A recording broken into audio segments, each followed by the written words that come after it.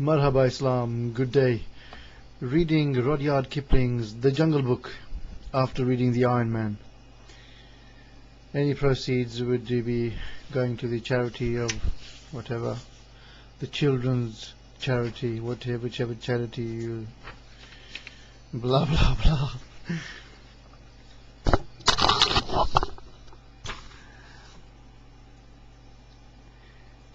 Mowgli's brothers.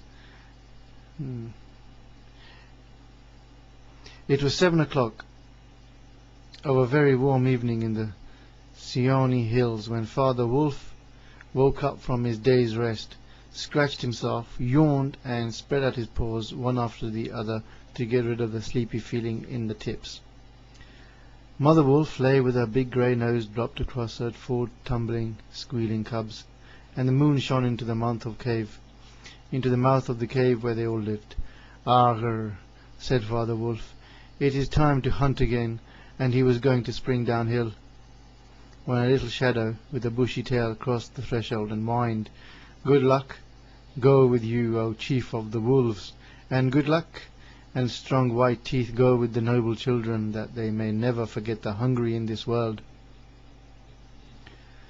It was the jackal, Tabakai, the dish licker, and the wolves of India despise Tabakai because he runs about making mischief and telling tales and eating rags and pieces of leather from the village rubbish heaps.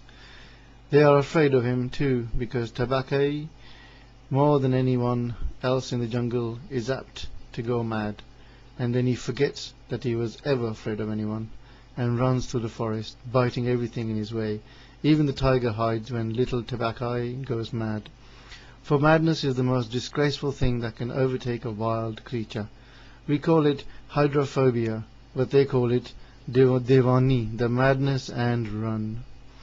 "Enter then and look," said Father Wolf stiffly, "but there is no food here. For a wolf, no," said Tabakai, "but for so mean a person as myself a dry bone is a good feast. Who are we, the Gudurlog, the jackal people, to pick and choose?" He scuttled to the back of the cave, where he found the bone of buck with some meat on it, and sat cracking the end merrily. "All thanks for this good meal," he said, licking his lips. "How beautiful are the noble children! How large are their eyes! And so young too! Indeed, indeed, I might have remembered the children of kings are men from the beginning." Now Tabakai knew as well as anyone else that there is nothing so unlucky as to compliment children to their faces, and it pleased him to see Mother and Father Wolf look uncomfortable. Tabakai sat still, rejoicing in the mischief that he had made, and then he said spitefully, "Shere Khan, the big one, has shifted his hunting grounds.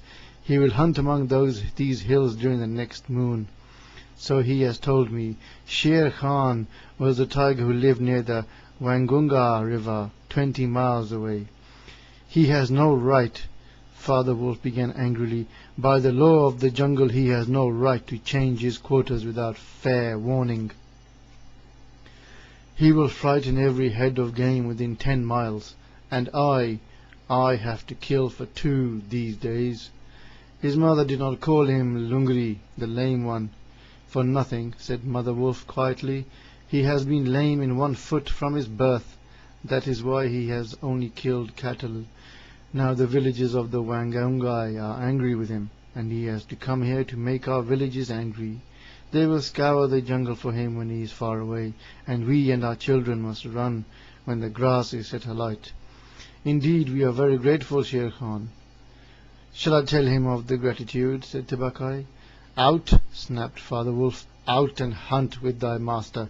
Thou hast done harm enough for one night." "I go," said Tabakai quietly. "Ye can hear Shere Khan below in the thickets. I might have saved myself the message." Father Wolf listened, and in the dark valley that ran down to a little river he heard the dry, angry, snarly, sing-songing whine of the tiger who has caught nothing and does not care if the jungle knows it. "The fool," said Father Wolf, "to begin the night's work with that noise. Does he think that our buck are like his fat Wangungai bullocks? Excuse me." Thank you very much for listening, and we will continue with the Jungle Book tomorrow.